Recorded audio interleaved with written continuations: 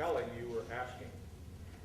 Yes, I think that asking is going to bring the teacher out. You want to bring out exactly what is it that they want to, so that you can clarify. Because it's very, I can tell you that I can come in there and evaluate you on this, and you say yes. And you'll do the best you can, and that's it. But it's not coming from within. You told him or her what you're going to do. I can perform. I can do a good job. Just tell me what to do. That's different than asking the teachers, what is it that you think is the area that would be the best for you? So asking a lot of questions, I think it's important to narrow what the area that you see yourself needing to grow. How could you work with a teacher that has low self-esteem? That whatever you ask, the teacher will feel attacked. How could you overcome that?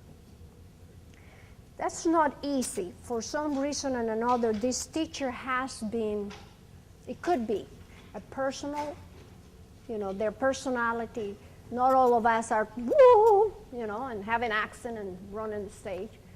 I always said that to be a really good teacher, you had to have a little bit of a clown in it, to be clownish. The kids like that, but not all of us can do that. So it could be, like you say, just personality.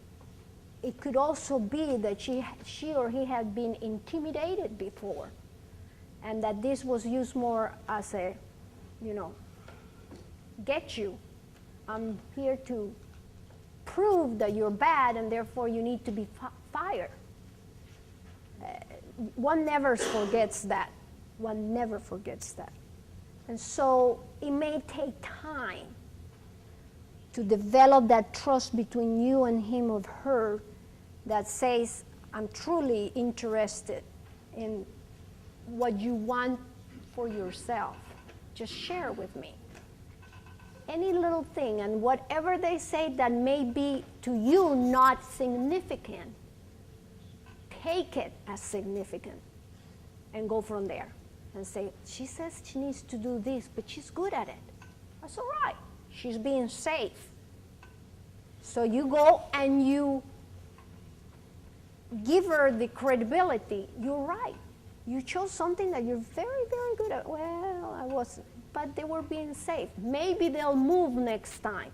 It's a growth. It's a growth. Yeah. Another question in the back. You're going to have to be a little closer to me. Yes, I have a quick question. How would you suggest the principal handles a teacher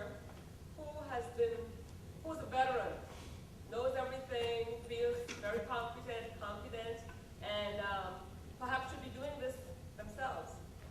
How do you evaluate to bring along that teacher? Well, I think with that teacher, and I can think of one I had, that he was almost a mentor to me.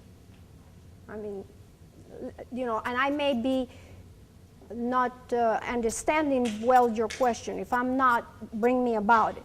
But this particular one that I'm thinking of, he was there for 20-some years with an outstanding principal prior to me to happen to die, and I was chosen to replace this guy. And he was known in the whole community as a pillar. And here I come, and a woman to start with, and people were asking, how are you going to fill his shoes? And I remember looking at myself and saying, well, I got my own. I don't know that I can fill his. And I don't think it's my intention. And these were questions from that teacher.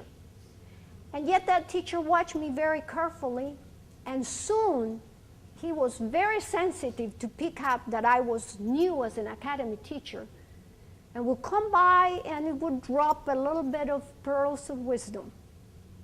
And he was my mentor. And I was to evaluate him. Let me tell you how I did. I would go to him, and I don't mind saying his name. He's a pillar in our community, Hugh.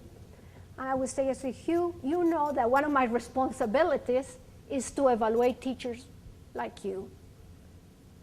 Someone that has been very helpful to me. Is there any area? Oh, Martha, I've been doing this for 20-some years. I know it up and down. You know, you do whatever. And I said, what about if I were to read something in the area of history or anything and bring it up to you? Sure, no problem. That was him. Now, if that's the one you're describing, that's different than the recalcitrant one, okay? So this teacher, I would go, and I'd be the one trying to learn something about how's the best way to teach history. And tell me if that was not a challenge for me, trying to find the time, among everything else, to study a little bit about what was the latest in history. And then if I found 2 or 3 articles, and thanks to the internet, or Google, how to teach history the best way, it's going to come more than what you need to. And I print out the things, and I go to Hugh and say, Hugh, read any of the things. If anything interests you, let me know, and we can make a point on that. So I would approach it that way. I hope I help. Yes, you did.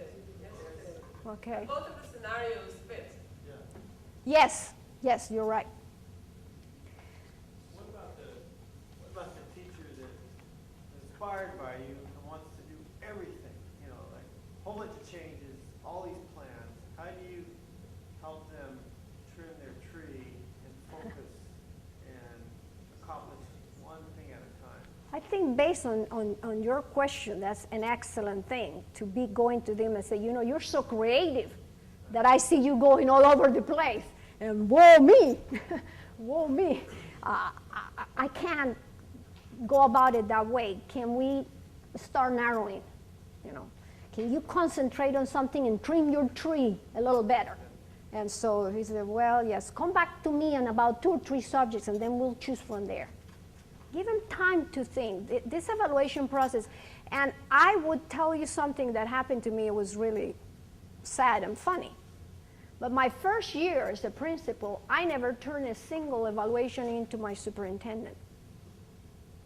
And in our conference, Southeastern California Conference at the time, and I think it continues to be, when you do not turn teacher evaluations, you get knocked down your pay as a principal. And some of you know that very well when I said the name Chuck McKinstry. And I was called around May, and Chuck, my superintendent, says, well, Martha, where are your teacher evaluations? Oh, teacher evaluations? What do you mean, teacher evaluations? I've been doing this and this and that and this and that and this and that, and you're asking me about teacher evaluations? He said, yes, and this is what's going to happen. And I said, well, let me look at it, and I'll tell you before. And I hang up that phone, and I say, so they're going to knock me the pay. They're not only giving me enough, but now they're going to take it away.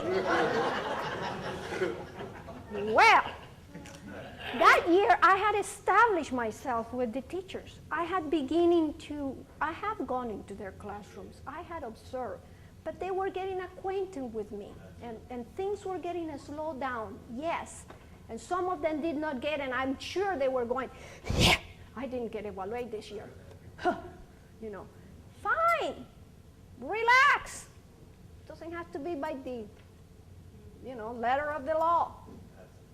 And I looked at my plan, and I had pre-observations with everybody.